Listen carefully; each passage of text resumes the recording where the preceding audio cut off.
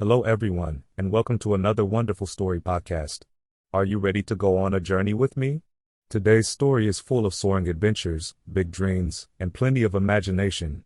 It all begins on a perfectly ordinary morning in a perfectly ordinary town.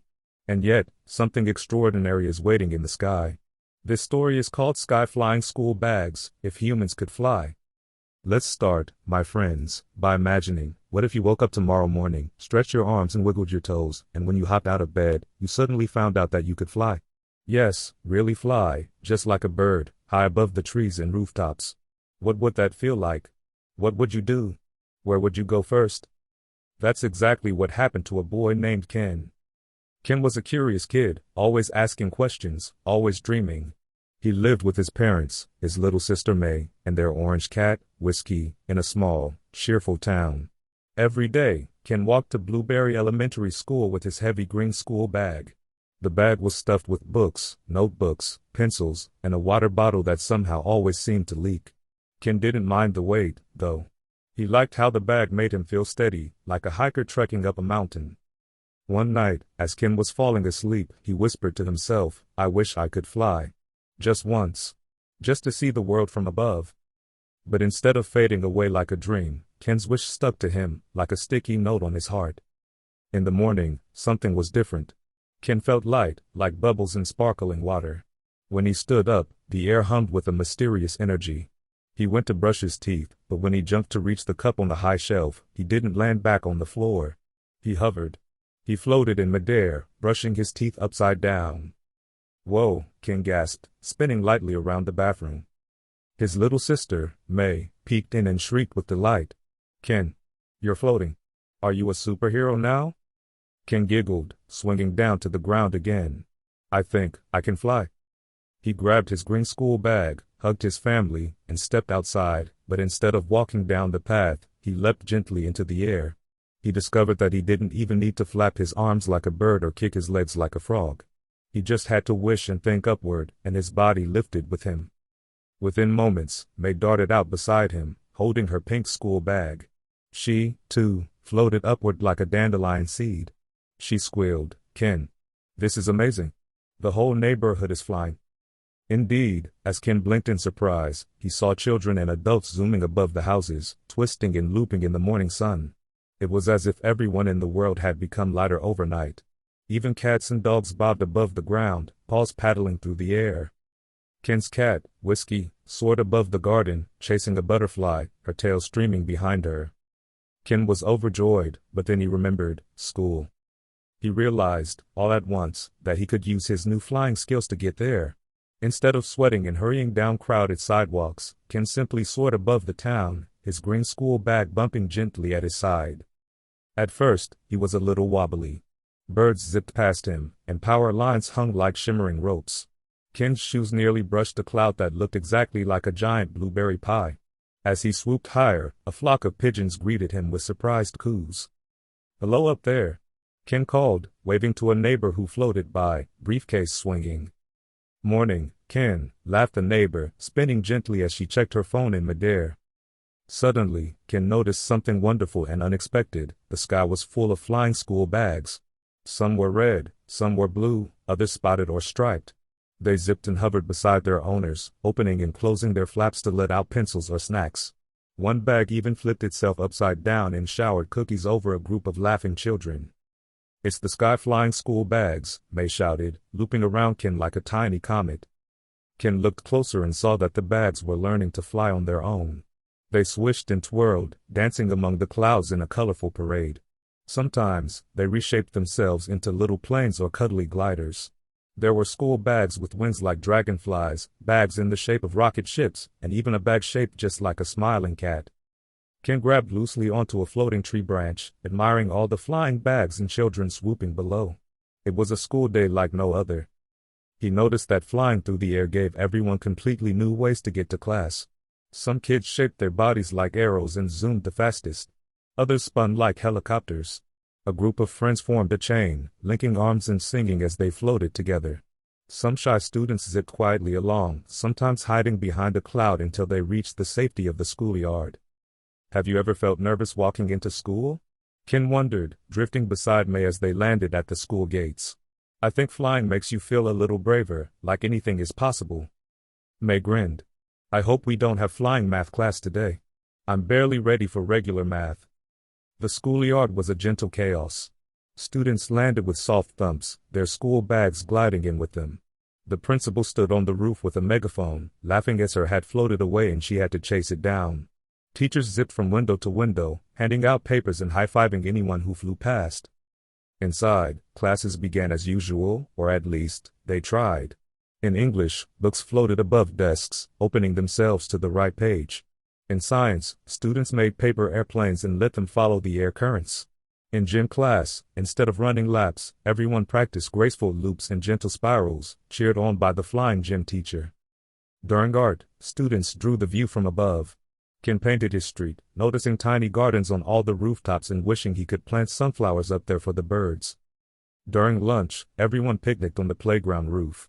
Parents and delivery workers floated by, waving sandwiches. The wind brought the smell of pizza and flowers. May built a tiny flying city out of crackers and cheese on her lunchbox, then let it drift down to feed the pigeons. Ken's best friend, Leo, asked, if we can fly, where will we travel? The mountains? The ocean? Outer space? Ken smiled, imagining. Maybe all of them. What if we visit the tallest tree in the city and build a secret fort up there? Or follow the clouds as far as they go? Leo added, eyes wide.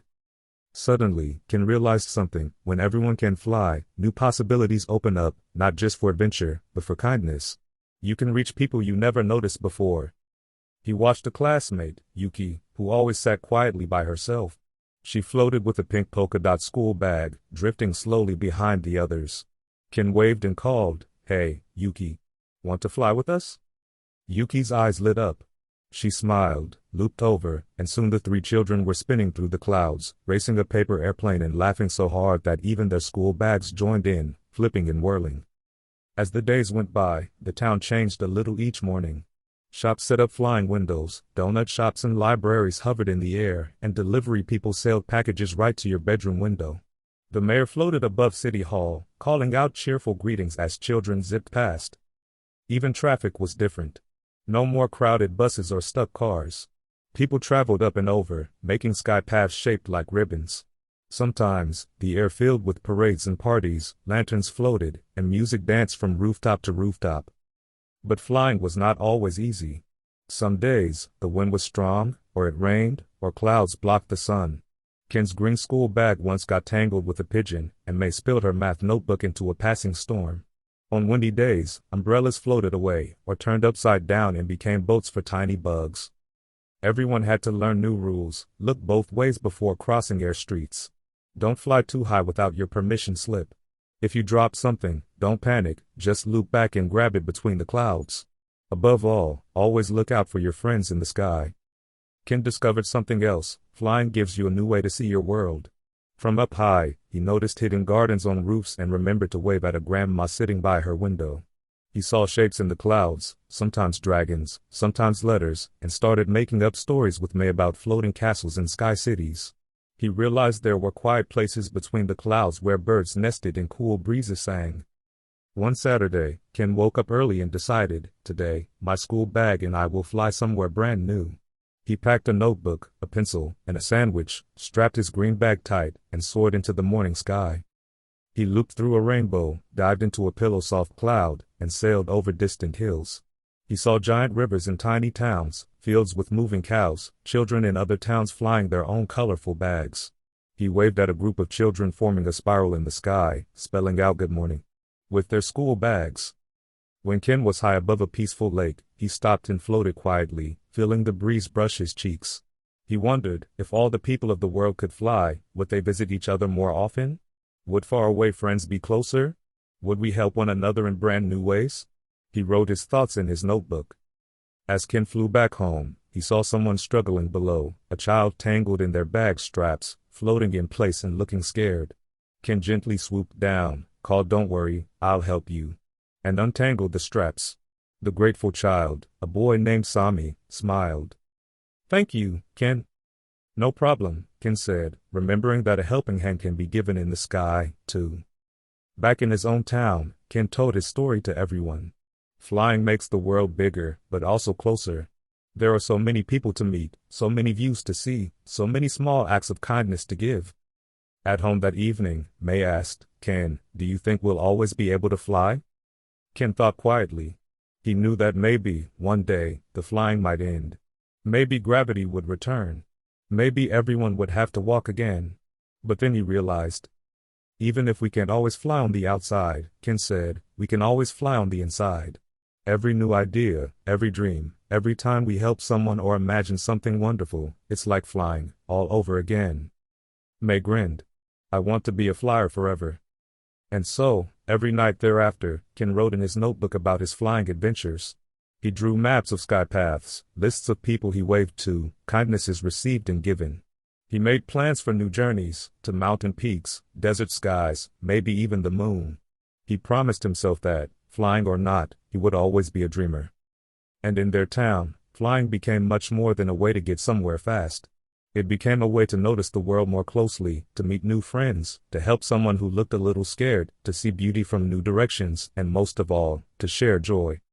One evening, as a golden sunset filled the sky with colors, Ken and May floated side by side with their school bags, looking down at the glowing town.